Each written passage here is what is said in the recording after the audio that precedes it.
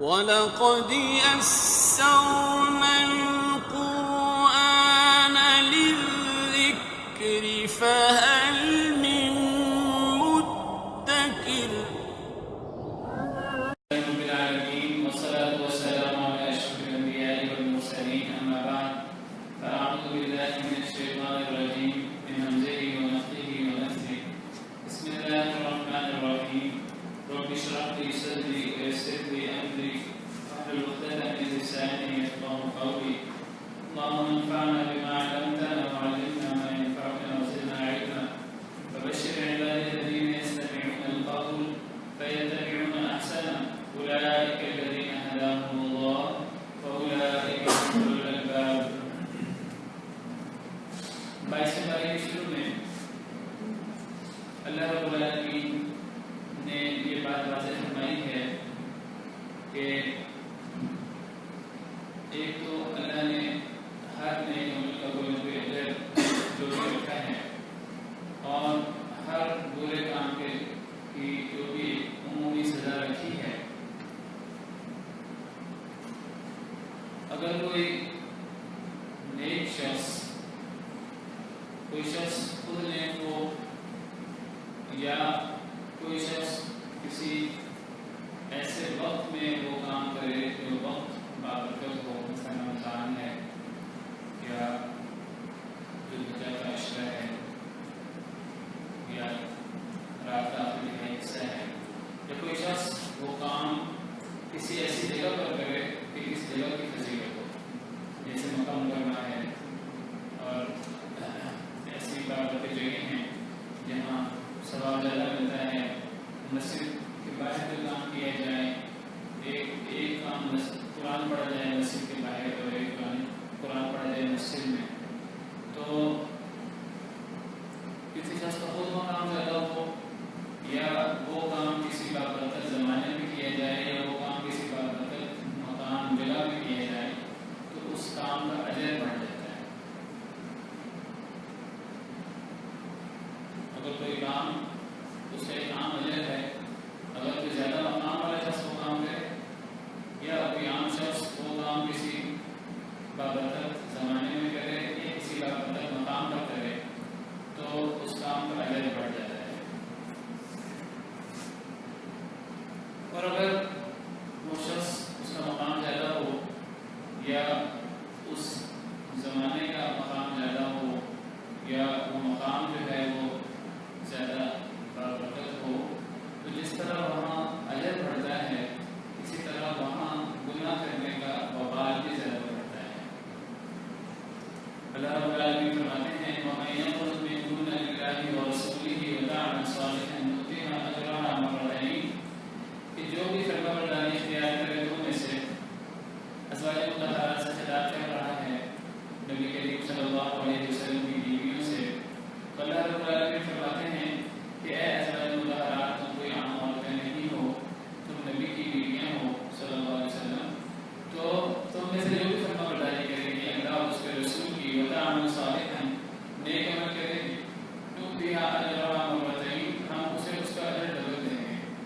یعنی عام عورت اگر وہ اللہ اور رسول کی اطاعت کرے اور نیک عمل کرے اس کا بھی کام ہے، لیکن اگر ازواج مطہرات یہی کام کرے تو چونکہ وہ نبی کی بیویاں ہیں، وہ عام عورتوں کی طرح نہیں ہیں، تو وہ اگر اللہ اور رسول کی اطاعت کریں نیک عمل کریں تو ان کا اجر ڈبل ہوگا. وَأَعْتَدْنَا لَهَا رِزْقًا كَرِيمًا، اور اللہ نے ان کے لیے بہت باعزت رزق تیار کر رکھا ہے. یہ ہے کہ اگر ازواج مطہرات جو عام عورتوں سے ان کا مقام زیادہ ہے اگر وہ کوئی نیکی کرتے ہیں. یہ 22 پارے کی پہلی آیت ہے. اور 21 پارے کی آخری آیت اس میں اس کے الٹ ہے. یا نساء النبی من یأتی منکن بفاحشۃ مبینۃ، اے نبی کی بیویوں جو بھی آئے تم میں سے واضح بے حیائی کو، یضاعف لها العذاب ضعفین، تو ایک گنا کر دیا جائے گا ان کے لیے عذاب ضعفین ڈبل. تو جو تم میں سے بے حیائی کرے گی، گناہ کا کام کرے گی، تو اس کا وبال، اس کی سزا بھی ڈبل ہوگی. وَكَانَ ذَلِكَ عَلَى اللَّهِ يَسِيرًا، اور اللہ کو یہ چیز بڑی آسان ہے. تو یہاں سے یہ اصول نکلا کہ جس کا مقام زیادہ ہو تو جہاں اللہ اس کو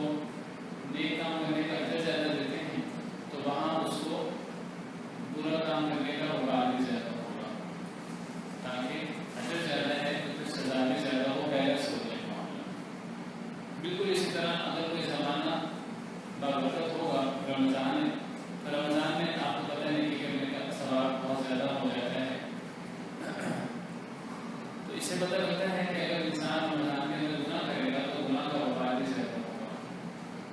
اور اسی طرح اگر کوئی جگہ زیادہ مقام والی ہے، مسجد کے اندر ایک بندہ اگر نماز پڑھتا ہے تو مسجد میں نماز پڑھنے کا اجر زیادہ ہے، گھر میں نماز پڑھنے کا اجر کم ہے.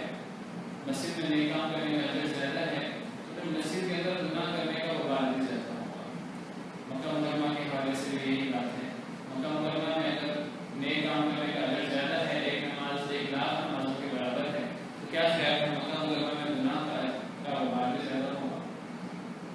عام جگہوں پر اگر ایک انسان ارادہ کرے تو ارادہ کرنے پر سزا نہیں ملتی جب تک کہ وہ اس کا عمل نہ گزرے. لیکن مکہ مکرمہ کے مقام کی وجہ سے سورہ حج میں اللہ رب العالمین کا ارشاد ہے وَمَن يُرِدْ فِيهِ بِإِلْحَادٍ بِظُلْمٍ نُذِقْهُ مِنْ عَذَابٍ أَلِيمٍ. کہ جو بندہ بھی مکہ مکرمہ میں الحاد کا، ظلم و زیادتی کا ارادہ کرے گا، نُذِقْهُ مِنْ عَذَابٍ أَلِيمٍ، ہم اسے دردناک عذاب چکھائیں گے. یہ ارادے کی بات ہے، ابھی یہ عمل کی بات نہیں. تو وہ بابرکت مقام کی وجہ سے. تو یہ اصول دونوں طرف سے لاگو ہوتا ہے. کوئی نیک لوگ ہوں، نیک زمانہ ہو یا بابرکت مقام ہو، وہاں اجر بھی زیادہ ہوتا ہے. جب اجر زیادہ ہوتا ہے تو اس کا وبال بھی زیادہ ہوتا ہے. جس طرح یہاں ازواج مطہرات کے حوالے سے دونوں پہلو بیان کرتے ہیں. گناہ کرے گی تو ڈبل سزا، اور اگر اللہ اور رسول کی اطاعت کرے گی، نیک عمل کرے گی تو ڈبل اجر. نبی کریم صلی اللہ علیہ وسلم، اللہ کے انبیاء کرام علیہ السلام جو کام کرتے تھے ان کو اس کا اجر زیادہ ملتا تھا. اللہ کے نبی تھے. اب دوسری طرف اگر آپ دیکھیں تو جب آزمائشیں آتی ہیں دنیا کی، مصیبتیں آتی ہیں تو آزمائشیں بھی زیادہ آتی ہیں. انبیاء کرام علیہ السلام پر اللہ رب العالمین کے ارشاد ہے اشد البلاء علی الانبیاء ثم الامثل فالامثل. سب سے زیادہ آزمائش انبیاء کی ہوتی ہے، پھر جو ان سے جتنا قریب ہو. اسی طرح نبی کریم صلی اللہ علیہ وسلم کا ارشاد ہے کہ جب نبی کریم صلی اللہ علیہ وسلم کو بخار ہوتا تھا تو آپ کو ڈبل بخار ہوتا تھا. آپ کو اس کی تکلیف عام لوگوں سے زیادہ ہوتی تھی. آپ کا مقام چھوٹ جاتا تھا. تو یہ اصول ہے اللہ رب العالمین کا. یہ میں اصول اس چیز پہ زور دے رہا ہوں کہ ایک بندہ عام بندہ ہے، وہ اس کا کوئی زیادہ دین کے ساتھ تعلق نہیں ہے، لوگ اسے زیادہ دیندار نہیں سمجھتے، تو اس بندے سے غلطی ہو جاتی ہے. تو بعض دفعہ ایک عالم سے غلطی ہو جاتی ہے. عالم بھی غلطی کا گناہ رہتا ہے کیونکہ عالم کی نیکی کا اجر بھی زیادہ ہے. اسی طرح ایک شخص قرآن نہیں پڑھتا، وہ نماز نہیں پڑھتا، یا وہ اس سے کوئی گناہ سرزد ہو جاتا ہے. اور ایک بندہ قرآن پڑھتا ہے، حافظ ہے یا قرآن پڑھنے والا ہے، قرآن کی کلاس لیتا ہے، تو اس کا مقام زیادہ ہے عام لوگوں سے.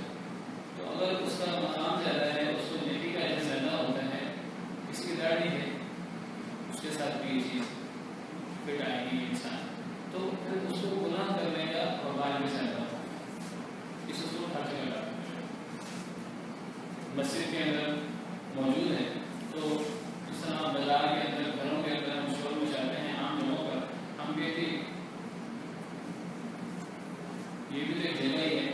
مسجد کے اندر شور مچانا اور مسجد کے اندر دنیا داری کی باتیں کرنا، وہاں گناہ اس کا زیادہ ہوگا. وہاں بعض ایسی چیزیں بھی جائز ہوتی ہیں تو وہ منع ہو جاتی ہیں مسجد کے مقام کی وجہ سے. تو یہ اصول کو بولتے ہیں. اس کے بعد اللہ رب العالمین نے ازواج مطہرات کے حوالے سے کچھ احکامات ذکر فرمائے ہیں. اللہ فرماتے ہیں یا نساء النبی لستن کأحد من النساء ان اتقیتن فلا تخضعن بالقول. اے نبی کی بیویوں، تم عام عورتوں کی طرح نہیں. ان اتقیتن، اگر تم اللہ سے ڈرتی ہو، فلا تخضعن بالقول، تو پھر تم اپنی بات چیت میں نزاکت اختیار نہ کرو، نرمی اختیار نہ کرو. اپنی آواز، عورتوں کی آواز طبی طور پر وہ مردوں کے مقابلے میں باریک ہوتی ہے، خوبصورت ہوتی ہے، تو ایک فطری آواز ہے. اور پھر اس آواز کو مزید بنا سنوار کر، مزید لوگ پیدا کر کے بات چیت کرنا، تو فرمایا کہ تمہیں اس کی اجازت نہیں ہے. اگر تمہیں مردوں سے بات کرنی ہے تو مردوں سے بات کرنے کی تمہیں ضرورت پڑ جاتی ہے، تو پھر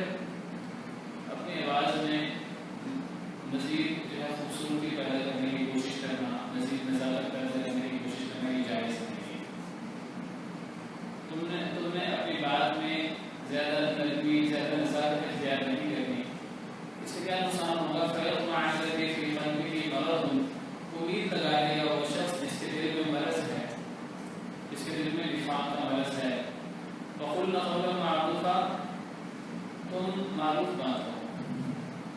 تو یہاں اللہ نے ازواج مطہرات کو ایک تو واسطہ دیا کہ تم عام عورتوں کی طرح نہیں، تمہیں اپنے مقام کا دھیان رکھنا چاہیے. دوسری بات پھر اللہ نے تقویٰ کا واسطہ دیا. اللہ نے فرمایا اگر تم اللہ سے ڈرتی ہو، اور کوئی اللہ سے نہیں ڈرتا تو جو اگر اللہ سے نہیں ڈرتا وہ پھر جو چاہے کرے اس کو تو پرواہ نہیں ہوگی. تم نبی کی بیویاں ہو، عام عورتیں نہیں ہو، اور اگر تم اللہ سے ڈرتی ہو تو پھر تمہیں اللہ کے حکم کا عمل کرنا ہوگا. تمہیں اپنی آواز میں نزاکت پیدا نہیں کرنی مردوں سے بات کرتے ہوئے. اس کی وجہ بیان کرتی کہ ان کے جو مرض ہے، برے خیالات ان کو آتے ہیں اور ان کے جو نفاق کا مرض ہے تو وہ اس سے پوری لگا بیٹھیں گے اور یہ چیز آگے گناہ کی طرف لے جائے گی. لیکن فرمان یہ ہے کہ اپنی آواز کو نرم کرنے کا مطلب یہ نہیں ہے کہ تم اب جب بھی مردوں سے بات کریں گے تو پھر ڈانٹ کر اور جھڑک کر بات کرو. نہیں، یہ بھی صحیح نہیں ہے، یہ بھی افراد کی منافی ہے. فرمایا وقولنا قولا معروفا، معروف بات کرنی، ڈانٹ کر غصے سے ہر وقت، یہ بھی اخلاق کی منافی ہے.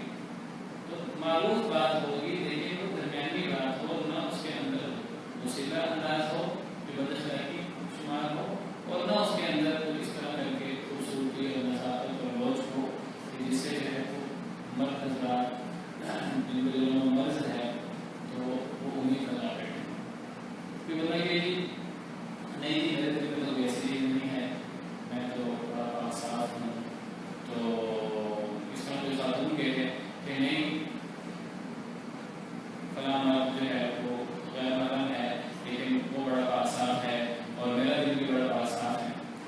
تو یہ بات یاد رکھیے کہ اللہ نے یہ حکم ازواج مطہرات کو دیا، ان سے ہر دنیا میں کوئی نیک اور پاکیزہ نہیں تھا، اللہ کے قریب نہیں تھا.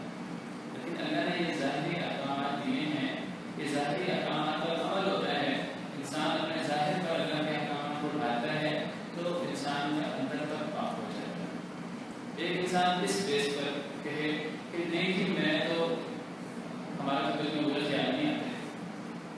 ہمارے یہاں آج کیا ہوتا ہے، آج کسی سے بات کی جائے کہ جی لڑکا لڑکی بالغ ہو جائے تو شادی کر لینی چاہیے.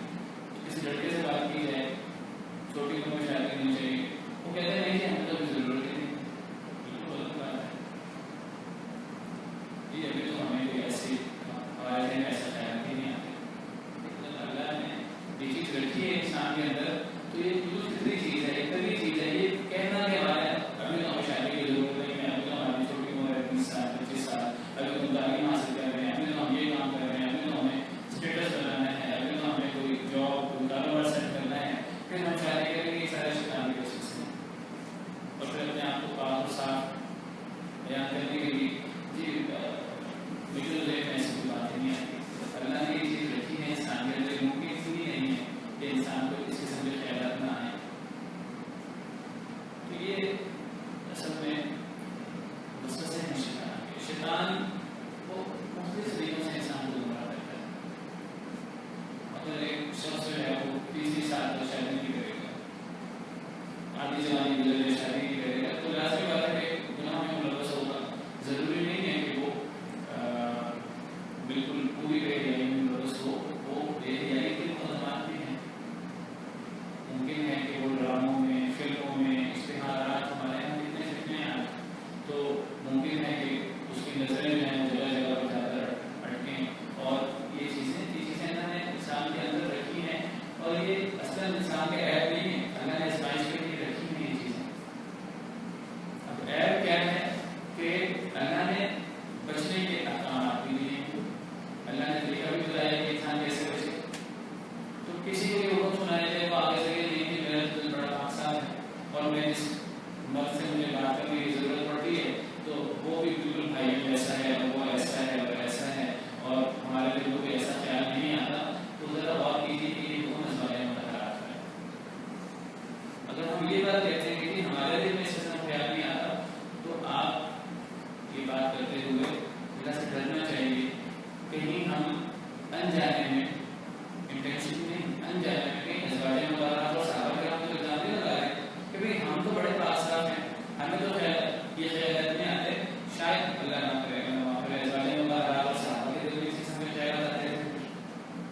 خیالات وہاں بھی نہیں آتے وہ ہم سے بہت زیادہ نہیں. یہ چیز انسان کے خیالات میں اختلافات پیدا کرتی ہے جو مرضی ہو جائے, کوئی کتنا ہی نیک کیوں نہ ہو جائے, اس کے اثرات ہوتے ہیں, اس سے بچنا ہے. بس یہ اللہ کہ بندہ یہ نہیں کہ میرے ذہن میں ایسا خیال نہیں آتا ہے نہیں آتا, ہم نہیں کہتے ضرور آتا ہے. اس حکم پہ عمل کریں, اس حکم پر عمل نہیں کریں گے تو مرض پیدا ہوگا دل میں, اور دل میں مرض پیدا ہونے کے بعد امید لگے گی اور بات آگے بڑھے گی. بالکل ایسی بات ہے, کسی سے کہا جائے کہ پردہ کرنا چاہیے, حجاب کرنا چاہیے, چہرے پر پردہ کرنا چاہیے. اللہ نے قرآن میں فرمایا ازواج مطہرات کے حوالے سے وَإِذَا سَأَلْتُمُوهُنَّ مَتَاعًا فَاسْأَلُوهُنَّ مِنْ وَرَاءِ حِجَابٍ. یہاں بھی آئے گا جب تم ان سے تمہیں صحابہ کرام سے کہا کہ اگر تمہیں ان سے کوئی کام ہو ازواج مطہرات سے, تم پردے کے پیچھے سے بات کر سکتے ہو. سامنے بھی آنے کی اجازت نہیں ہے, سامنے بھی آنے کی ضرورت نہیں. سامنے آئے بغیر کام ہو جائے تو اس پر عمل کرو, پردے کے پیچھے سے بات کرو. پھر فرمایا ذَلِكُمْ أَطْهَرُ لِقُلُوبِكُمْ وَقُلُوبِهِمْ, یہ تمہارے دلوں کو پاک رکھنے کے لیے, ان کے دلوں کو پاک رکھنے کے لیے یہ چیز بہت فائدہ مند ہے کہ سامنے نہ آیا جائے, دیکھا نہ جائے. غیر محرم عورت چاہے انہوں نے حجاب بھی کیے ہیں کوئی دوسرے کو نہ دیکھے, حجاب یعنی اور پہ رہ کر بات کریں. سامنے آئے نہ عورت, مرد کے سامنے آئے, کوئی مجبوری تو سامنے آ سکتی, پھر وہ بہت زیادہ اپنے آپ کو پردہ کر کے ڈھک کر وہ سامنے آئے. اس صورت میں بھی نظریں جو ہیں وہ جھکی ہوئی ہونی چاہیے. ہمارے یہاں بے پردگی ہو کر بھی ہم نظریں نہیں جھکاتے, اگر پردہ ہو کر بھی نظریں جھکی ہونی چاہیے. اللہ نے عورتوں کو پردہ کرنے کا حکم دیا, اپنی زینے چھپانے کا حکم دیا, عورتوں کو اپنی نظریں بھی جھکانے کا حکم دیا. اگر اللہ نے مردوں کو اپنا چہرہ چھپانے کا حکم نہیں دیا, لیکن عورتوں کو وہاں نظریں چھپانے کا حکم دیا.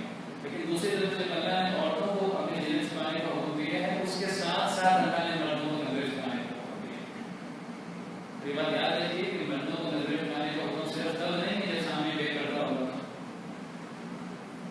میں نے خود بھی مجھے تجربہ ہوتا ہے, آزمائش ہوتی ہے, میں نے اور لوگوں کو بھی دیکھا ہے کہ جو لوگ دھیان کرتے ہیں اس چیز کا پردہ وغیرہ اور نظریں چھپانے کا, میں نے دیکھا کہ کسی خاتون نے پردہ نہیں کیا ہوا تو وہ نظریں چھپاتے ہیں اگر وغیرہ کے کام پر عمل کرتے ہیں, اور اگر کسی نے پردہ کیا ہوا تو بات تھا نظریں چھپانے کو کوئی زیادہ ضروری نہیں سمجھتے.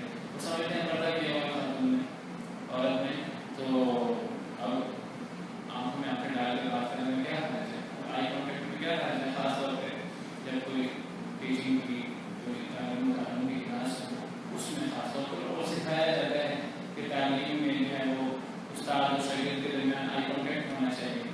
پہلے تو ایک ایجوکیشن کی صورتحال پیدا ہوئی, پہلے اس کو مجبوری بنایا گیا, اور پھر آئی کانٹیکٹ, اس میں اگر کوئی دیگر مرد اور حکیم ہو وہ پردے کا اور حجاب کا دھیان رکھیں, تو جب کوئی پردہ کر لے تو پردہ کرنے کے باوجود بھی نظروں کو اٹھانا صحیح نہیں ہے, نظروں کو جھکانا صحیح. تو جب بعض لوگوں سے بات کی جائے حجاب کے حوالے سے, پردے کے حوالے سے, تو جب بات کی جائے حجاب کی تو عام طور پر لوگ کہتے ہیں کہ جی ہمارے تو دل کے اندر پردہ ہے. اصل پردہ دل کا ہونا چاہیے, اصل تو دل کی پاکیزگی ہوتی ہے. ہمارے تو دل پاک صاف ہیں, ہمارے دل میں تو غلط خیالات نہیں آتے. اس بات کی ضرورت کام ہونی چاہیے, دیکھنا چاہیے. اس بات کا مطلب یہ ہے کہ اللہ نے تو ازواج مطہرات کو صحابہ کرام کو حکم دیا تھا, شاید اللہ معاف کرے, ان کے دل اور ان کو اندر سے پاک نہیں تھے, ان کو تو ان چیزوں کی ضرورت تھی. ہم اندر سے پاک ہیں, ہمیں ان چیزوں کی ضرورت نہیں ہے. اس کا یہ مطلب ہے, اور ایک بہت بڑا انتظام ہے ازواج مطہرات اور صحابہ کرام کو. اور اگر انسان کی بات کرتا ہے تو دیکھیے اس بات کی ضرورت کہاں تک پہنچتی ہے. حدیث میں آتا ہے بعد میں انسان منہ سے کلمہ نکالتا ہے, انسان کو اندازہ نہیں ہوتا کتنا بابرکت کلمہ ہے, وہ کلمہ انسان کو جنت کی بلندیوں میں لے جاتا ہے. اور اس کے بھی مقابلے بعد میں انسان منہ سے کلمہ نکالتا ہے, انسان کو نہیں پتا کہ کلمہ کتنا برا ہے, تو وہ ایک کلمہ انسان کو جہنم کی گہرائیوں میں 70 سال کی گہرائیوں میں وہ دھکیل دیتا ہے. تو بعض دفعہ ہم اس قسم کی باتیں کر دیتے ہیں بات کی عزت کہاں پہنچتی ہے. اور یہ بات بھی آپ سمجھ لیجیے کہ یہ جو زبان کی حفاظت ہے اور انسان کو احتیاط سے بات کرنی چاہیے. انسان کے گناہ غلط ہوتا ہے جب مجھے پتا ہو کہ میرے بات کی عزت کہاں تک پہنچتی ہے. نہیں, کئی دفعہ انسان کو نہیں پتا ہوتا کہ میرا اس نیک عمل کا فائدہ کتنا زیادہ ہے اور میرے اس گناہ اور اس بات کی عزت کہاں تک پہنچتی ہے, پھر بھی اللہ کو بڑا کرتے ہیں. اب حدیث میں بات میں آتا ہے کہ ایک عورت, ایک زانیہ عورت تھی, اس نے کتے کو پانی پلایا, اللہ نے اسے معاف کر دیا. اس عورت کو نہیں پتا ہوگا کہ میرا یہ عمل اتنا بابرکت ہو جائے گا. اللہ نے اس کے سارے گناہ معاف کر دیے, اللہ نے اس نیکی کی وجہ سے اسے معاف کر دیا. صحیح ہے. حضرت عائشہ رضی اللہ عنہا وہ بھی انسان تھی. ایک دفعہ ان سے اپنی صحبت دوسری نبی صلی اللہ علیہ وسلم کی دوسری بیوی کے بارے میں کوئی بات ہو گئی, کوئی چھوٹے لڑکی ہیں اور اس قسم کی کوئی بات ہو گئی. تو نبی صلی اللہ علیہ وسلم نے فرمایا, اے عائشہ تم نے ایسی بات کہی ہے کہ اگر یہ بات سمندر میں ملا دی جائے تو ساتوں سمندر کڑوے ہو جائیں.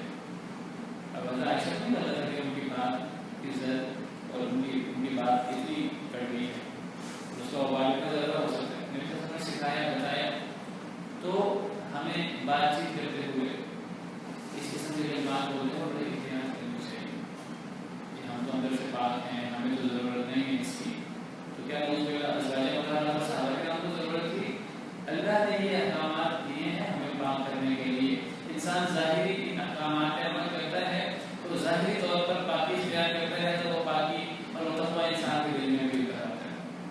ایک مطلب بہانا میں نہیں کہ میں تو اندر سے پاک صاحب, مجھے تو ظاہری کی ضرورت نہیں ہے. کیونکہ صحابہ کے نام کو ضرورت ہے. پھر اللہ کو نہ سزائیں بننے کی ضرورت تھی, کیونکہ سزائیں بھی ظاہری طور پر انسان میں ڈر پیدا کرتی ہیں. آج کے لوگوں کو کہنا چاہیے کہ قصاص اور یہ چوری اور زنا اور اصلاحی نہیں ہونی چاہیے, ہم تو اندر سے پاک ہیں. اللہ نے ظاہری سزائیں رکھی ہیں. ان ظاہری پابندیوں اور سزاؤں سے جب انسان بچتا ہے تو انسان کے اندر تک تقویٰ بھی اتر آتا ہے.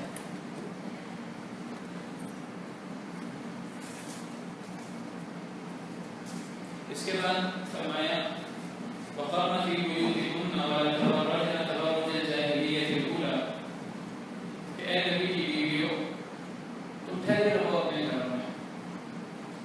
تمہارا اصل ٹھکانہ, تمہارا اصل جگہ گھر کے اندر ہے. تمہاری سرگرمیوں کا مرکز تمہارا گھر ہونا چاہیے. اللہ نے تمہارا دائرہ کار گھر کے اندر رکھا ہے. تمہارا دائرہ کار مردوں کی طرح گھر سے باہر نہیں. مردوں کے اللہ نے کام گھر سے باہر رکھے ہیں اور عورتوں کا دائرہ کار اللہ نے گھروں کے اندر رکھا ہے. یہ ایک اصولی بات ہے. وقرن فی بیوتکن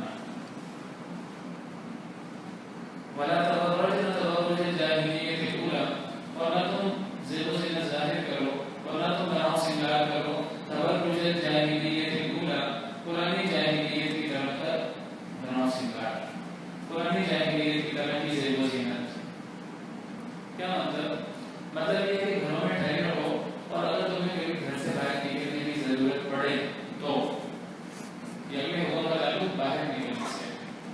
کیونکہ اگر عورت گھر میں ہوگی تو گھر میں رہتے ہوئے وہ زیب و زینت اختیار کر سکتی ہے, بالکل کر سکتی ہے. غیر محرم نہیں ہے تو وہ اپنے گھر میں اپنے باہر لوگوں کے سامنے, اپنے شوہر کے سامنے زیب و زینت اختیار کر سکتی ہے, کرنی چاہیے. تو یہ جو اگلا حکم ہے کہ اپنے گھر میں ٹھہرے رہو, اور آگے فرمایا کہ پرانی جاہلیت کی طرح کا بناؤ سنگار نہ کرو, زیب و زینت ظاہر نہ کرو. تبرج برج سے ہے, برج, اور برج کا مطلب ہوتا ہے بڑی نمایاں چیز. تو تبرج کا مطلب ہے کہ اپنے آپ کو نمایاں نہ کرو. عورت نمایاں ہونے والی چیز نہیں ہے. عورت شمع محفل نہیں ہے, بلکہ وہ تو چھپانے والی چیز ہے. تم گھروں میں ٹھہرے رہو, اور اگر تمہیں باہر نکلنا پڑے تو پھر پردے کے ساتھ اور حجاب کے ساتھ اور اپنے آپ کو چھپا کر اور شرم و حیا کے ساتھ باہر نکلے. اس کا یہ کام نہیں ہے کہ پھر وہ اپنے آپ کو نمایاں کرے, اپنے حسن کی چیزیں اور اپنی زیب و زینت کی چیزیں وہ مردوں کے سامنے, غیر محرموں کے سامنے نمایاں کرے. اگر کسی عورت کو گھر سے باہر نکلنا پڑے تو اسے اپنے آپ کو چھپا کر گھر سے باہر نکلنا چاہیے. عورت کا یہ کام نہیں ہے کہ عورت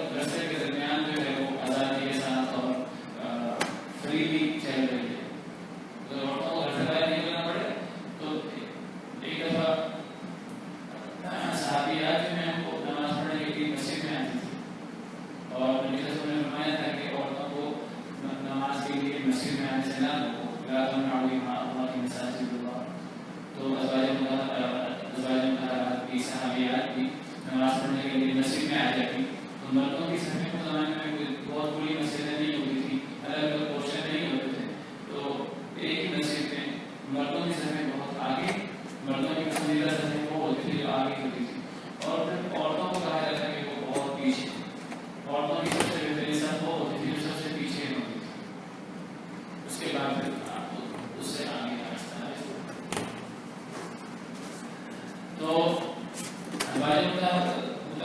صحابیات وہ نماز پڑھ لی تھی نبی کریم صلی اللہ علیہ وسلم کے ابتداء میں، اور اس کے بعد اب جب انہوں نے واپس بھیجا مردوں میں خواتین نے، تو نبی صلی اللہ علیہ وسلم مردوں سے حکم دیتے، مردوں کو حکم دیتے کہ تم کہہ رہے رہو کہتے کہ عورتیں نہ نکل جائیں، عورتیں نکل جائیں پھر تم نکلو، پھر جب عورتیں نکل جاتی اور پھر کچھ دیر بعد مرد میں نکل جاتے تو آپ دیکھتے کہ ابھی عورتیں بھی کچھ رستے میں موجود ہیں اور مرد بھی موجود ہیں، آپ نے ایک ایسی صورتحال دیکھی تو آپ نے عورتوں سے کہا کہ آپ نے ان کو پکار کر کہا، جس کا مفہوم یہ ہے کہ تمہارا یہ حال نہیں ہے کہ تم رستے کے درمیان میں چلو، تمہیں رستے کے کنارے پر چلنا چاہیے، یہ مجبوری کے حالت میں تم گھر سے باہر نکلی ہو، اور مجبوری کے حالت میں گھر سے باہر نکلنے کا مطلب یہ نہیں ہے کہ اب عورت اس طرح کر کے چلے کہ اس کی طرف مرد متوجہ ہوں اور مردوں کو فتنہ ہو، عورت کو پھر رستے کے درمیان میں نہیں چلنا چاہیے، عورتوں کو پھر رستے کے بالکل کنارے پہ چلنا چاہیے۔ اب صحابہ کرام اور صحابیات تو نبی کریم صلی اللہ علیہ وسلم کے اشاروں پر عمل کرتے تھے اور آپ کے حکم پر جانے کو ایمان کرتے تھے، فوری عمل کرتے تھے، تو حدیث میں آتا ہے کہ صحابیات نبی صلی اللہ علیہ وسلم کے اس حکم کے بعد اتنا وہ رستے کے کناروں پر چلتی کہ ان کے کپڑے جو ہیں وہ دیواروں میں اٹک جاتے تھے، تو اتنا جو ہے وہ رستے کے کنارے پر اور دیوار کے ساتھ گھسٹ کر چلتی نبی صلی اللہ علیہ وسلم کے حکم پر عمل کرنے کے لیے کہ ان کے کپڑے جو ہیں وہ ایک دفعہ وہ دیواروں کے ساتھ لگ جاتے، تو پتہ لگا کہ اللہ پاک نے باہر نکلنا ہے، کام میں مجبوری اور اصل کام نہیں ہے، لیکن مجبوراً پڑھنے کے لیے، کوئی کسی بیماری کے لیے، کوئی کمانے والا نہیں ہے تو کمائی کرنے کے لیے کسی مجبوری میں گھر سے نکلنا پڑے تو پھر عورت جو ہے وہ اپنے آپ کو نمایاں کر کے نہیں نکلے گی، اپنے آپ کو چھپا کر نکلے گی۔ قرآن کریم میں بڑی موٹی موٹی اصولی بات ہوتی ہے، مختصر الفاظ ہوتے ہیں، گہرا مفہوم ہوتا ہے۔ اللہ تعالیٰ نے 20ویں پارے میں سورۃ القصص میں سیدنا موسیٰ علیہ السلام فرعون کا قصہ بیان کیے ہیں، اس قصے میں اللہ نے ذکر کیا کہ جب حضرت موسیٰ علیہ السلام سے قتل ہو گیا تو حضرت موسیٰ علیہ السلام کو مصر سے نکلنا پڑا، بھاگنا پڑا، تو وہ پھر مصر سے بھاگ کر مدین پہنچ گئے، تو مدین میں جب پہلی دفعہ حضرت موسیٰ پہنچے تو وہاں ایک کنویں کے کنارے پر جہاں بہت سے لوگ اپنے جانوروں کو پانی پلا رہے تھے، تو وہاں 2 عورتیں بھی تھیں جو کہ پیچھے ہو کر کھڑی تھی، تو حضرت موسیٰ نے ان سے پوچھا کہ تم بڑے دیر سے کھڑی ہو تو کیوں تم کھڑی ہو؟ اس سے پتہ لگتا ہے کہ ہمیں مجبوری بات چیت ہو سکتی ہے، بات چیت کرنا ہی منع نہیں ہے شریعت میں اصل میں مرد عورت کا بے حجاب آنا، آپس میں گفتگو شنید، یہ چیز فتنے کی طرف لے جاتی ہے، اس کو منع کیا گیا ہے، ضرورت کے وقت بات بھی ہو سکتی ہے، گھر سے نکلنا بھی جائز ہے۔ حضرت موسیٰ نے مجھ سے پوچھا قال ما خطبكما، تمہارا کیا معاملہ ہے، تم پیچھے کیوں کھڑی ہو، تم پانی کیوں نہیں پلا رہی؟ وہ کہنے لگی قالت لا نسقي حتى يصدر الرعاء وابونا شيخ كبير، کہنے لگی ہم ابھی پانی نہیں پلا سکتی حتیٰ کہ یہ سارے رش لگا ہوا ہے مردوں کا، جب تک یہ لوگ پانی نہ پلا لیں، جب تک یہ پانی پلا کر لوٹ نہ جائیں تب تک ہم پانی نہیں پلا سکتے، اگر ہم پانی پلائیں گی تو ہمارا اختلاف ہوگا، ٹکراؤ ہوگا، اور یہ چیز فتنے کا باعث ہے، یہ چیز فتنے کا باعث ہے۔ تو سوال پیدا ہو پھر تم آئی کیوں ہو، پھر تمہارے بجائے تمہارے والد کو، تمہارے بھائی کو آنا چاہیے تھا، انہوں نے خود ہی جواب دے دیا وابونا شیخ کبیر، ہمارا باپ ہے، کوئی بھائی نہیں ہے، اور ہمارا باپ بوڑھا ہے، وہ آ نہیں سکتا، بوڑھا باپ ہے وہ نہیں آ سکتا، تو ہمیں مجبوراً آنا پڑتا ہے، ہمیں بہت ٹائم لگ جاتا ہے، جب سب لوگ پانی پلا کر واپس جاتے ہیں تو پھر ہم پانی پلاتے ہیں۔ حضرت موسیٰ علیہ السلام کھٹے کھٹے تھے، طاقتور تھے، آگے بڑھ کر ان کی مدد کی، آگے بڑھ کر جو ہے ان کے جانوروں کو پانی پلا دیا، وہ جلدی فارغ ہو گئی،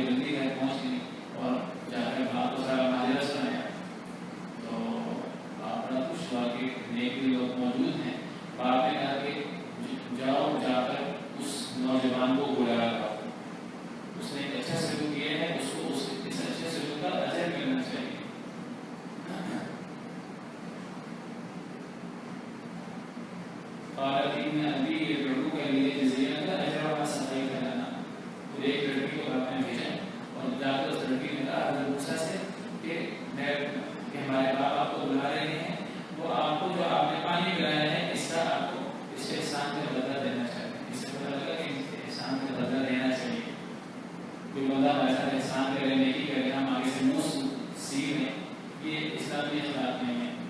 اسلامی اخلاق یہ ہے کہ ہم کم از کم شکریہ ادا کریں. جس میں ہم اللہ شکر اللہ پھر لوگوں کو شکر ادا نہیں کرتا اور اللہ شکر کیسے ادا کرے گا. اور حدیث میں آتا ہے جو بندہ کسی کو جزاک اللہ کہتے اس نے پورا شکریہ ادا کر دیا. جزاک اللہ خیر. ہمیں تھینکس شکریہ یہ عام الفاظ ادا کرنے کے ساتھ جزاک اللہ خیر کہنا چاہیے. اس میں انسان جو ہے کہ انسان نے اس کا پورا بدلہ ادا کر دیا ہے. اور ویسے انسان اس سے بھی زیادہ اگر بندے کے احسان کے جواب میں احسان کرنا چاہے تو وہ مطلوب ہے شریعت میں. ہر جزا احسان احسان احسان کا بدلہ احسان ہے. تو جب والد نے بھیجا ایک لڑکی کو، اب 2 لڑکیوں میں آنے کی ضرورت نہیں تھی، ایک کو بھیجا کہ جاؤ جا کر موسیٰ کو بلا لاؤ.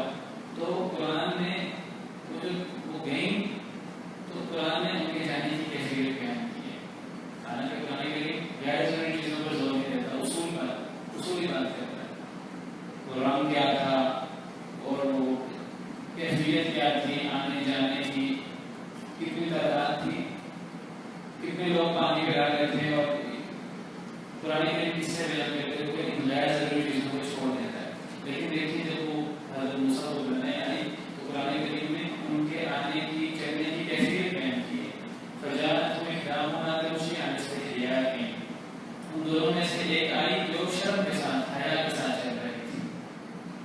تو اگر کسی خاتون کو گھر سے باہر نکلنا پڑے، اس کا اصل کام گھر کے اندر ہے، گھر سے باہر نکلنا پڑے تو شرم کے ساتھ حیا کے ساتھ بالکل نکائی جو ہے وہ شرم و حیا کے ساتھ چلے، اپنے آپ کو چھپا کر رکھے، نہ زیب و زینت اختیار کرے، نہ اپنے آپ کو نمایاں کرے، نہ کوئی ایسی چیز لگائے کہ پردے کے باوجود لوگوں کی توجہ اس کی طرف ہو. کوئی خاتون گھر سے نکلے اور گھر سے نکلنے کے ساتھ اس نے خوشبو لگائی ہوئی ہے، تو نبی صلی اللہ علیہ وسلم کے ارشاد ہے کہ جو عورتیں گھر سے خوشبو لگا کر نکلتی ہیں تو وہ تو ایسی عورتیں ہوتی ہیں، انسانی عورتیں ہوتی ہیں. وہی زنا صرف ایک زنا کا پورا فعل ہے، صرف وہی زنا نہیں ہوتا، اس کے علاوہ چیزیں بھی زنا ہوتی ہیں، زنا کی طرف لے جانے والی ہوتی ہیں. آنکھوں کا بھی زنا ہوتا ہے، ہاتھوں کا زنا بھی ہوتا ہے، کانوں کا زنا بھی ہوتا ہے، پاؤں کا زنا بھی ہوتا ہے. پھر شرم کا جو ہے وہ اس عمل کو پورا کر ہوتی ہے. تو فرمایا کہ تمہارا کام گھر کے اندر بیٹھ. تو جو ہمارے یہاں یہ ایک جملہ بولا جاتا ہے اور ایک نعرہ بلند کیا جاتا ہے کہ عورتیں مردوں کے شانہ بشانہ کام کریں گی، یہ جملہ اسلام کی تعلیمات کے بالکل خلاف ہے. عورتوں کو اللہ نے مردوں کے شانہ بشانہ کام کرنے کا حکم نہیں دیا. اللہ نے عورتوں پر گھر سے باہر آ کر معاشی ذمہ داریاں اور معاشرے کی باہر کی ذمہ داریاں اللہ نے عورتوں پر رکھی نہیں ہے. میں نے ذکر کر دیا کہ مجبوری ہو تو ایک الگ بات ہے، کوئی کمانے والا نہ ہو، کوئی بیماری ہو، کوئی تعلیم و تعلق کا مسئلہ ہو، اللہ نے اس کے لیے احکامات دے دیے. جہاں اللہ نے گھر سے باہر نکلنے سے روکا وہیں اللہ نے گھر سے باہر نکلنے کے آداب بھی بیان کر دی ہیں. مجبوری کی حالت میں مجبوری کو اس کی اجازت ہے، لیکن عورتوں کا اصل نام یہ ہے ہی نہیں کہ عورتیں پائلٹ بنیں، کہ عورتیں جو ہیں وہ انجینئر بنیں، عورتیں جو ہیں وہ بلڈنگز بنوائیں اور بڑے بڑے کام کریں. وہ کام جو مرد کرتے ہیں، فوج میں جائیں اور مردوں کی شانہ بشانہ ہر وہ کام جو مرد کرتے ہیں وہ عورتیں کریں. یہ اللہ نے سسٹم اس طرح بنایا ہی نہیں ہے.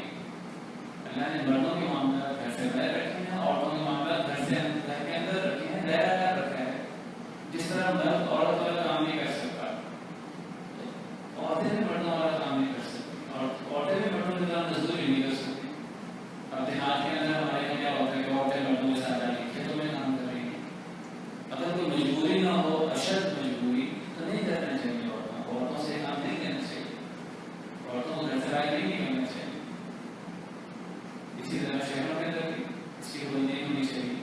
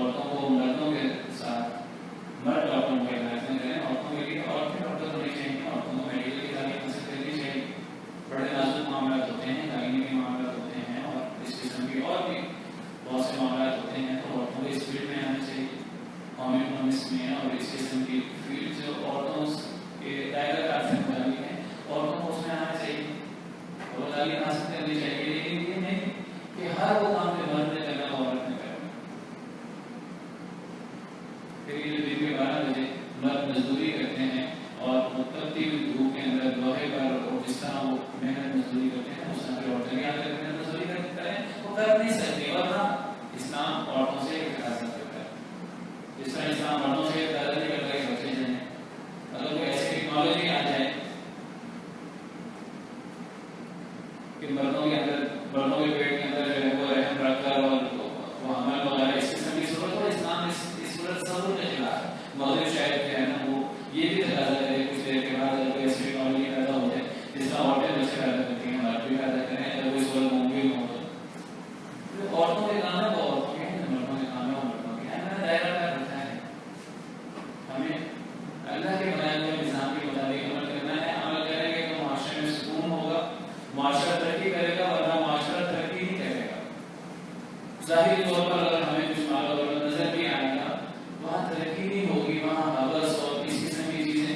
اب کہنے کو یورپی ممالک میں امریکہ وغیرہ میں عورتیں جو ہیں وہ ہر کام میں شریک ہیں.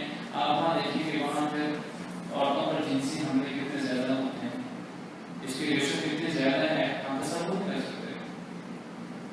شاید دو عورتیں بھی, دو میں سے ایک عورت کے شاید جو ہے وہ محفوظ نہ ہو پورے طریقے سے. 50% اس سے زیادہ عورتیں جو ہیں وہ مردوں کے حوصلے نشانہ بنتی ہیں کسی نہ کسی طریقے سے.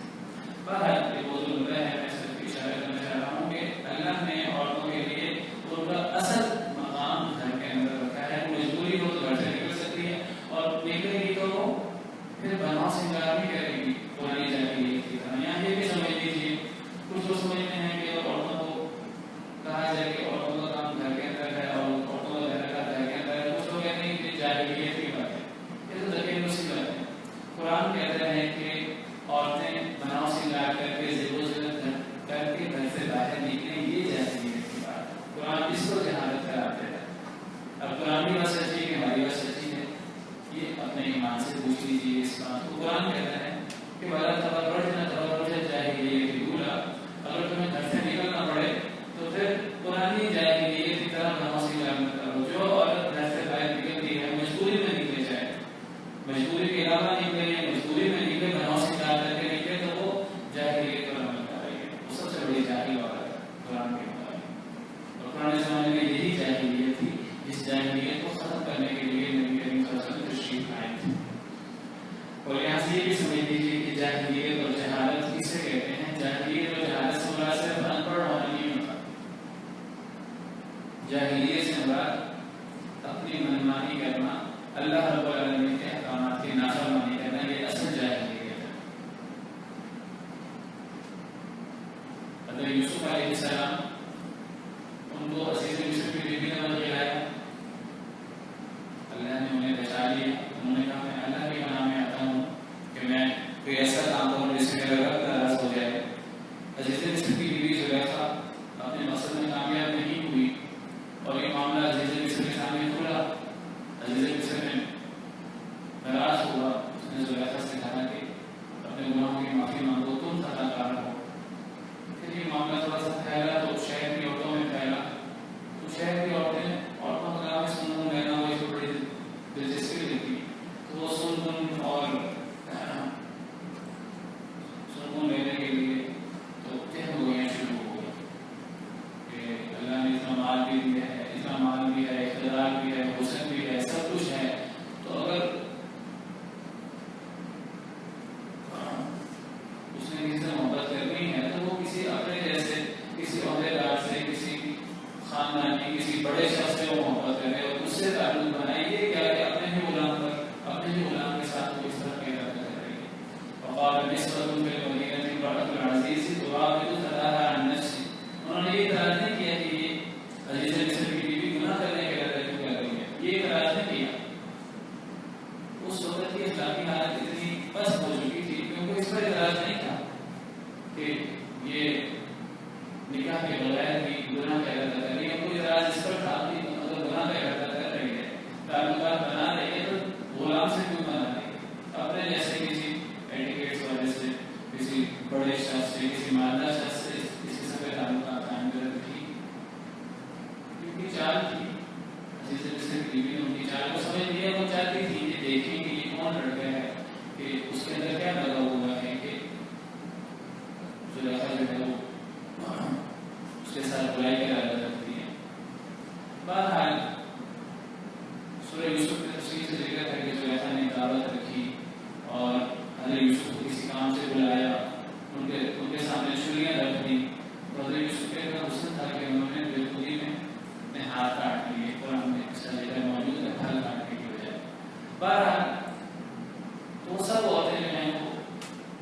اسی طرح کی تھی جس طرح کی زلیخا تھی. تو حضرت یوسف نے دیکھا کہ سارا معاملہ جو ہے یہ خراب ہے اور یہ عورتیں مجھے بتلانے میں لگی ہوئی ہیں ساری. تو حضرت یوسف کہنے لگے, انہوں نے ایسے دعا کی. حضرت یوسف کا عمل چھوٹا عمل نہیں. قرآن کریم نے اس عمل کو بہت اہمیت کے ساتھ بیان کیا ہے. اصل میں انسان جو ہے لوگوں کے سامنے گناہ نہیں کرتا, لوگوں کے سامنے گناہ سے بچنے کی کوشش کرتا ہے, لوگ کوئی برا نہ سمجھیں, لیکن انسان اکیلے میں اس بات کو غلط نہیں سمجھتا. اگر ایمان نہ ہو اکیلے میں بڑے سے بڑا ظاہر میں متقی شخص, دیندار شخص بھی اکیلے میں رہ جاتا ہے. حضرت یوسف اور زلیخا اکیلے میں تھے, اور زلیخا اس کے پاس مال بھی تھا, خوبصورتی بھی تھی, اقتدار بھی تھا, مالکت تھی حضرت یوسف کی. اکیلے میں حضرت یوسف سے غلط عمل کا مطالبہ کر رہی تھی, لیکن حضرت یوسف نے اکیلے میں اللہ کو یاد رکھا اور انہوں نے انکار کر دیا. پھر جب دیکھا کہ یہ سب عورتیں جو ہیں یہ چالیں چل رہی ہیں اور یہ مجھے بدگلانا چاہتی ہیں, تو حضرت یوسف نے اللہ سے دعا کی. اور رب السجن احب الیہ مما یدعوننی الیہ, کہنے لگے اے اللہ قید خانہ مجھے زیادہ محبوب ہے اس سے اسی طرح مجھے یہ عورتیں بلا رہی ہیں. کیونکہ زلیخا نے دھمکی دی تھی کہ اگر تم نے میری بات نہ مانی تو تمہیں جیل جانا پڑے گا, تمہیں بہت سا سزا ملے گی. حضرت یوسف دھمکی میں نہیں آئے, کہنے لگے اے اللہ مجھے یہ عورتیں جس طرح لے جانا چاہتی ہیں اس سے مجھے جیل زیادہ محبوب ہے. وَإِذَا تَغْفِرْ لِي وَتَرْحَمْنِي وَإِذَا تَصْرِفْ عَنِّي كَيْدَهُنَّ أَصْبُ إِلَيْهِنَّ وَأَكُن مِّنَ الْجَاهِلِينَ. اے اللہ اگر آپ نے ان کی چال کو مجھ سے دور نہ کیا تو میں انسان ہوں, بشر ہوں, میں ان کی طرف مائل ہو جاؤں گا اور میں جاہل ہو جاؤں گا. یہ الفاظ حضرت یوسف کے لکھیے. ایک اتنے نیک ہیں, اتنے متقی ہیں, لیکن وہ اس تقویٰ کی نسبت اپنی طرف کی اللہ کی طرف کر رہے ہیں. کہتے ہیں اے اللہ پہلے بھی آپ نے مجھے باز رکھا تھا, اس غلطی سے اس گناہ سے آپ نے بچایا تھا. اے اللہ ابھی بھی اگر آپ نے مجھ سے ان کی چال کو دور نہ کیا تو میں انسان ہوں لیکن بہر نہ جاؤں. اگر میں بہر جاؤں تو میں جاہل ہو جاؤں گا. فَأَكُن مِّنَ الْجَاهِلِينَ, میں جہالت میں بات کر رہا ہوں. حضرت یوسف کے بارے میں اللہ رب العالمین نے گواہی دی آسمان سے کہ وَلَمَّا بَلَغَ أَشُدَّهُ آتَيْنَاهُ حُكْمًا وَعِلْمًا. یہ حضرت یوسف اپنی جوانی کو پہنچے اور جب وہ جوان ہوئے تو ہم نے انہیں حکمت اور دانائی اور علم عطا کیا. آتَيْنَاهُ حُكْمًا وَعِلْمًا. اور یہ سارے واقعات جو زلیخا کے ہیں اور باقی واقعات ہیں, یہ سارے حضرت یوسف کی جوانی کے بعد کے ہیں. یہ ان کے بچپن کے واقعات نہیں ہیں. یعنی یہ واقعات اللہ فرماتے ہیں حضرت یوسف کو ہم نے دانائی اور علم دیا. حضرت یوسف کو جب اللہ نے علم سکھایا, اس علم کے بعد حضرت یوسف کہتے ہیں اے اللہ اگر میں ان کی طرف مائل ہو گیا تو میں جاہل ہو جاؤں گا. تو اس سے آپ کے سامنے جہالت کی حقیقت واضح ہو گئی ہوگی کہ جہالت کسے کہتے ہیں, حقیقی جہالت کیا ہے. یعنی علم کے بعد بھی انسان جاہل ہو سکتا ہے. انسان کے پاس بڑی سے بڑی ڈگری ہو, پی ایچ ڈی اس نے کی ہو, اور وہ بہت بڑا عالم ہو, بہت بڑا وہ پڑھا لکھا ہو, لیکن اللہ کا نافرمان ہو تو سب سے بڑا جاہل ہے. تو جہالت سے مراد یہ نہیں ہے انسان آج کے جب یہ زمانہ ہے, جدید زمانہ ہے, انسان اس کے مطابق نہ چلے تو اس کو جہالت کہتے ہیں. اگر آج کے جدید زمانہ ہمیں گناہ کی طرف لے جا رہا ہے تو اس گناہ سے بچنا, اس گناہ سے پیچھے رہنا ہرگز لگے مصیبت جہالت نہیں ہے, بلکہ یہ تو عین ایمان ہے, تو عین اللہ کا حکم ہے. اور اسی جہالت سے تو اللہ نے ہمیں بچا کر ہمیں نبی کریم صلی اللہ علیہ وسلم کی اپنی اتباع کا حکم دیا ہے. نبی صلی اللہ علیہ وسلم اسی جہالت کا خاتمہ کرنے آئے تھے. یہ جہالت اصل میں دریا دوسری جہالت ہے. یہ پہلی جہالت ہے جو نبی صلی اللہ علیہ وسلم سے پہلے لوگ جس پر عمل پیرا تھے, تو اللہ نے ان اندھیروں سے لوگوں کو نکالنے کے لیے, اندھیروں سے لوگوں کو نور کی طرف نکالنے کے لیے اللہ نے نبی کریم صلی اللہ علیہ وسلم کو مبعوث فرمایا تھا.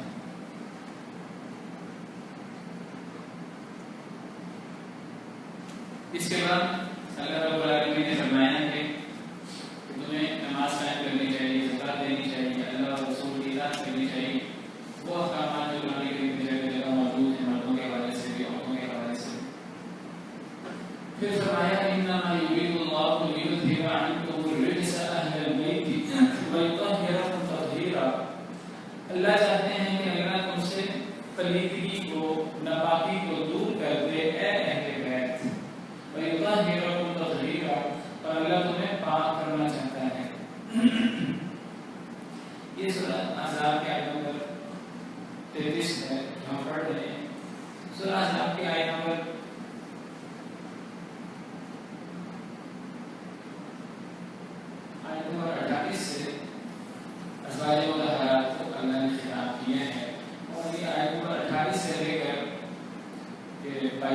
آخر میں آیت نمبر 28, 29, 30 اور پھر 21 پارے کے آخر کی آیتیں ہیں 3, اور پھر 22 پارے کے شروع کی آیتیں 31, 32, 33 اور 34 نمبر آیتیں. یہ آیتیں 7-8 آیتیں پورا رکوع ازواج مطہرات کے بارے میں ہے, جو امہات المؤمنین کے بارے میں ہے. آپ دیکھیے اس رکوع کی ابتدا ہوتی ہے یا ایھا النبی قل لازواجک, اے نبی اپنی بیویوں سے کہے. یعنی یہ نبی کی بیویوں کو احکامات دیے جا رہے ہیں, جو احکامات صرف نبی کی بیویوں کے ساتھ خاص نہیں ہیں. نبی کی بیویوں کو احکامات دیے جا رہے ہیں ان کے راستے سے پوری امت مسلمہ کی خواتین کے لیے یہ احکام ہے. لیکن اس میں جو مخاطب کیا گیا ہے وہ نبی صلی اللہ علیہ وسلم کی ازواج مطہرات کو, امہات المؤمنین کو. آگے بھی یا نساء نبی کی آیت نمبر 30 میں بھی اے نبی کی بیویوں, نبی کی بیویوں کو ازواج مطہرات کو, امہات المؤمنین کو خطاب ہے. پھر آگے دیکھیے, پھر آگے دوبارہ یا نساء نبی کی آیت نمبر 32 میں دوبارہ نبی کی بیویوں کو مخاطب کیا گیا. ابھی نبی کی بیویوں کو خطاب کر دیا. مقامہ بیویوں کو, یہ بھی نبی کی بیویوں کو ہے. کچھ لوگ کہتے ہیں کہ یہ ان کے ساتھ خاص ہے. نہیں, یہ احکامات نبی کی بیویوں کو ہیں اور ان کی دیکھا دیکھی یہ مسلمان عورتوں کے لیے احکام ہے. اسلام لانے کے لیے بہت سے احکامات اللہ نے صرف نبی صلی اللہ علیہ وسلم کو دیے ہیں.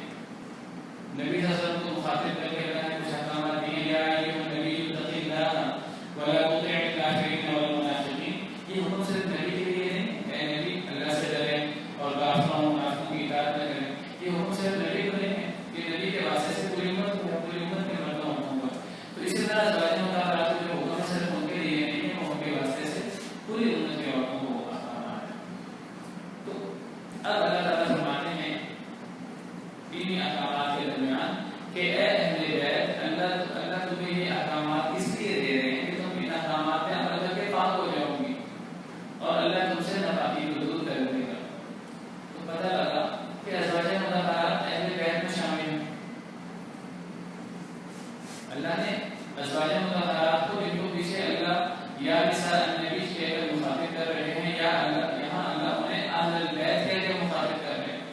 اے اہل بیت, اہل بیت کا مطلب ہے گھر والے. گھر والے, تو بیوی سے بڑھ کر گھر والا اور کون ہوتا ہے؟ اگر میری بات ہونی ہے اور میرے گھر کی بات ہونی ہے تو میرے بیوی بچوں سے بڑھ کر کون میرا گھر والا ہوگا؟ اگر آپ میں سے کسی کے گھر والوں کی بات ہوتی ہے تو جب آپ سے کوئی بات کرتے ہیں کہ میرے گھر والے جو ہیں وہ کہیں گئے ہوئے ہیں, تو آپ کے جب آپ کہیں کہ میرے گھر والے, تو اس سے سب سے پہلے آپ کے بیوی بچے مراد ہوں گے. اس کے بعد ماں باپ, بہن بھائی, رشتے دار, کزنس, ان کی باری بات میں آئیں گے. پہلے بیت لفظ سے مطلب گھر والے اردو زبان میں. تو یہاں نبی کریم صلی اللہ علیہ وسلم کی بیویوں کو اہل البیت قرار دیا گیا, اور یہاں بیت عام بیت نہیں, عام گھر نہیں, یہاں نبی کا گھر ہے. نبی صلی اللہ علیہ وسلم کے حوالے سے اہل بیت یعنی نبی کے گھر والے. تو گویا کہ اللہ نے یہاں نبی صلی اللہ علیہ وسلم کی بیویوں کو اہل البیت کہا کہ اے نبی کے گھر والوں, اللہ تم سے ناپاکی کو دور کرنا چاہتے ہیں. پتہ لگا اہل بیت میں نبی کی بیویاں شامل ہوتی ہیں, بیویاں بھی شامل ہوتی ہیں, بچے بھی شامل ہوتے ہیں, بلکہ سب سے پہلے یہ شامل ہوتے ہیں. اب صحیح حدیث میں, صحیح مسلم کی اس حدیث میں آتا ہے کہ ایک دفعہ نبی کریم صلی اللہ علیہ وسلم نے حضرت علی, حضرت فاطمہ, حضرت حسن, حضرت حسین, ان کے اوپر ایک چادر ڈالی اور آپ نے ان پر چادر ڈال کر یہی آیت تب بھی تلاوت فرمائی, انما یرید اللہ لیذھب عنکم الرجس اہل البیت ویطہرکم تطہیرا. اس سے بعض لوگ یہ معطل دیتے ہیں, شیعہ حضرات خاص طور پہ, وہ کہتے ہیں کہ جی حضرت علی, حضرت فاطمہ, حضرت حسن, حضرت حسین یہ نبی کے گھر والے ہیں, نبی خود نبی ہیں, اور یہ چار حضرت فاطمہ, حضرت علی, حسنین جو ہیں رضی اللہ عنہم اجمعین, یہ نبی کے گھر والے ہیں. یہ 5 لوگ بڑے فضیلت والے ہیں. یہ حدیث مبارکہ بالکل صحیح ہے, اور حدیث کی تمام کتابوں میں صحیح مسلم والا میں موجود ہے اور مشہور حدیث ہے. اس حدیث سے یہ ثابت ہوتا ہے کہ اہل بیت میں نبی کے صرف بیوی بچے نہیں, باقی جو رشتے دار ہیں وہ بھی شامل ہو سکتے ہیں, جن کو آپ نے باقاعدہ چادر اڑائی, وہ خاص طور پہ وہ بھی اس میں شامل ہے. حضرت فاطمہ تو آپ کی بیٹی ہونے کے حوالے سے شامل ہے,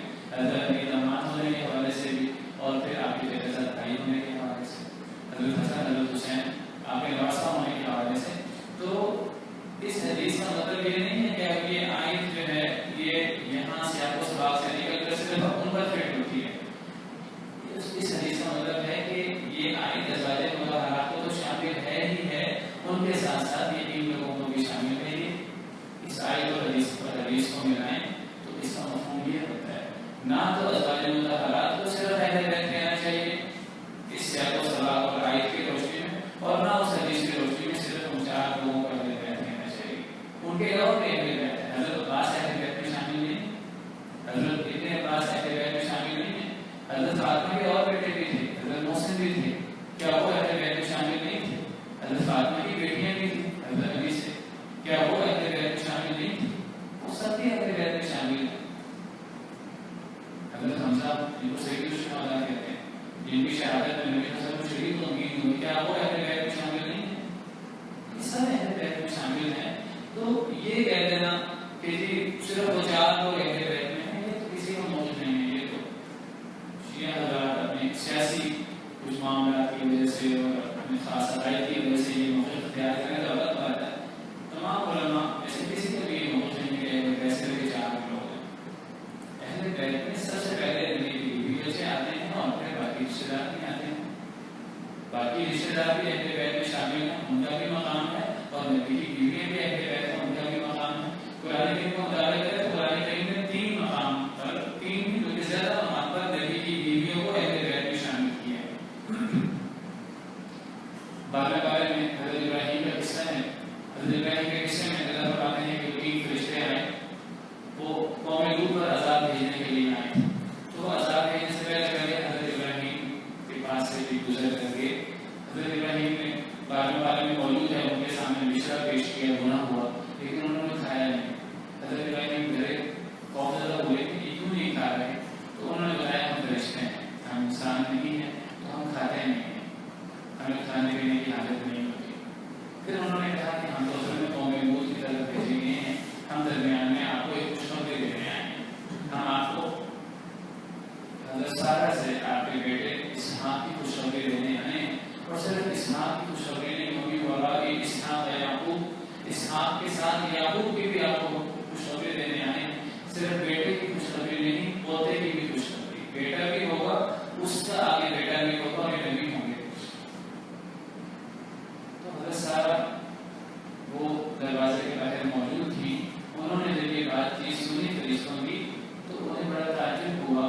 تو وہ کہنے لگی قالت یا ویلتى أألد وأنا عجوز وهذا بعلي شيخا. کہنے لگی ہائے افسوس، کیا میں بوڑھی اور عورت کس عمر میں جنم لی؟ میں بھی بوڑھی ہوں اور میرے شوہر یہ بھی بوڑھے ہیں، اس عمر میں اولاد ہوگی. یعنی وہ شدید خواہش کی اولاد کی. جب اچانک خوشخبری ملی تو اس خوشخبری ملنے پر اچانک منہ سے یہ الفاظ نکلے، کوئی اعتراض نہیں ہو، بہت زیادہ خوشی ہے، لیکن ایک حیرانگی تھی جس حیرانگی کا انہوں نے اظہار کیا. کہنے لگی ان هذا لشيء عجيب، یہ تو بڑی عجیب بات ہے. تو فرشتے آگے سے کیا کہنے لگے؟ قالوا أتعجبين من أمر الله. کہنے لگے کہ کیا آپ تعجب کرتی ہیں اللہ کے حکم پر، اللہ کے معاملے میں؟ رحمت اللہ وبرکاتہ علیکم اہل البیت، تم لوگوں پر اللہ کی بڑی رحمت ہے، بڑی برکتیں ہیں اے گھر والوں. رحمت اللہ وبرکاتہ علیکم اہل البیت، اے گھر والوں تم پر اللہ کی بڑی رحمتیں ہیں، بڑی برکتیں ہیں. یہ اس کی چھوٹی سی ایک مثال ہے کہ اللہ اس بڑھاپے میں آپ کو اتنی بابرکت بیٹا اور پوتا جو نبی ہوں گے اللہ کو عطا کر رہے ہیں. اللہ کی اور بڑی رحمتیں ہیں اے گھر والوں. حضرت سارہ کو اہل بیت کے مخاطب کیا. حضرت سارہ بیوی تھی حضرت ابراہیم کی. حضرت ابراہیم کے اہل بیت میں حضرت سارہ شامل تھی. اسی طرح قرآن کریم میں جہاں بھی حضرت موسیٰ کا قصہ ہے تو اس قصے میں حضرت موسیٰ علیہ السلام آگ لے جانے جاتے ہیں، آگ لینے کے لیے جاتے ہیں، ان کی بیوی ساتھ ہیں. تو قرآن بار بار کہتا ہے کہ اذ رأى نارا فقال لأهلهم امكثوا إني آنست نارا فلما قضى موسى الأجل وسار بأهله آنسا. جب حضرت موسیٰ علیہ السلام نے مدت کو مکمل کیا، حضرت شعیب کے پاس 8 سال کی 10 سال کی مدت مکمل کی اور پھر وہ چلے واپس مصر جانے کے لیے، تو راستے میں اندھیرا تھا تو وسار بأهله اپنے گھر والوں کو لے کر نکلے. آہر کے اندر حضرت موسیٰ کی بیوی مراد ہے. علماء کا اختلاف ہے کہ ساتھ بچہ کافی نہیں تھا، یہ اختلاف ہے علماء. بچہ نہ ہو کر بھی بیوی اہل بیت ہوتی ہے، بچہ ہو بچہ اہل بیت میں شامل ہے.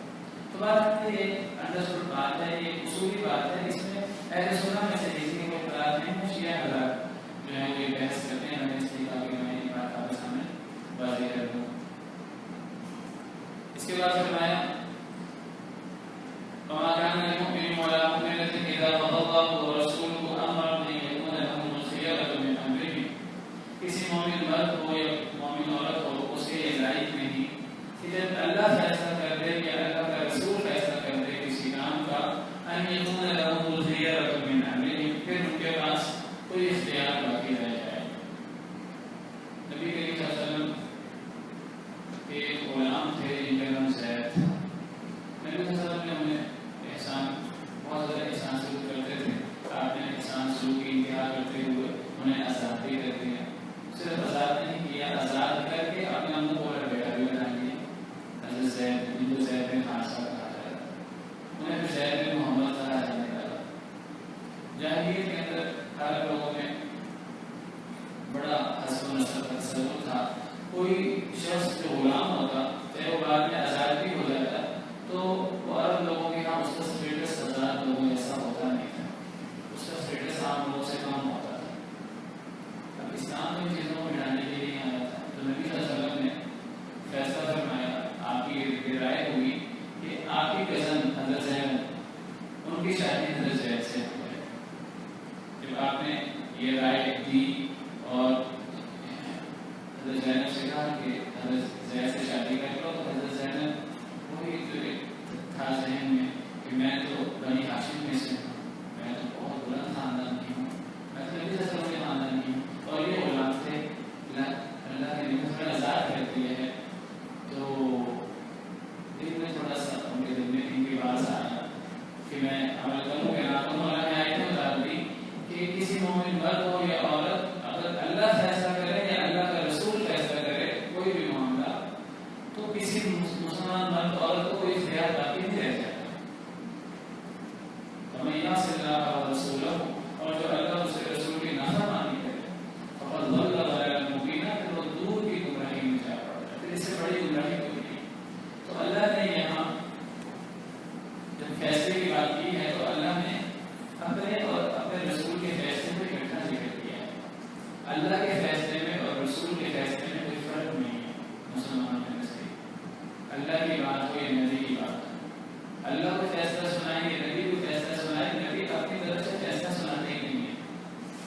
نبی جو بات کرتا ہے اللہ کی طرف سے کرتا ہے. اللہ کی بات ہو نبی کی بات ہو کسی مومن مرد اور کے پاس کوئی اختیار نہیں رہتا. ہاں کوئی مومن نہ ہو جو چاہیے کرے، جس کو ایمان کا دعویٰ ہے مرد ہے یا عورت اس کے پاس کوئی اختیار نہیں ہے. اللہ کا حکم آ جائے نبی کا حکم آ جائے. ہمارے یہاں کیا ہے خلافات ہو جاتے ہیں ہمارے آفس میں، مسلکی خلافات، دوسرے خلافات، قرآن کی بات آ جائے، حدیث کی بات آ جائے تو مومن مرد عورت کا کام تو یہ ہے کہ اللہ اور رسول کی بات آ جائے تو ان کے خلافات ختم ہو جائیں، مسئلہ حل ہو جائے. لیکن اگر مسئلہ حل نہیں ہو رہا تو پھر اپنے ایمان پہ پھر غور کرنا چاہیے، اپنے ایمان پہ جائزہ لینا چاہیے. لوگ قرآن و سنت کو بدلنے پر تیار ہو جاتے ہیں، ہم موقف نہیں بدلتے. اللہ معاف کرے. ہمارے یہاں بہت سے مسئلے خلافات ہیں.